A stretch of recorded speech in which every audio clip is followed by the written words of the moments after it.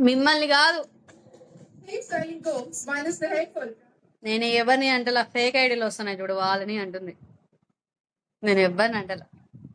అంటే ఒకవేళ వాడికి ఏమన్నా అవసరం ఏమో అడుగుతున్నా. అంటే కొట్టుకుంటుంటే వాడు తిందా దాని గురించి.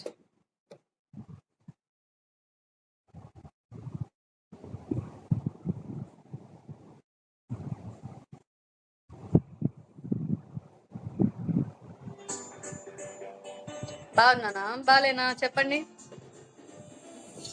బాగున్నానా బాగున్నా బాలేదా?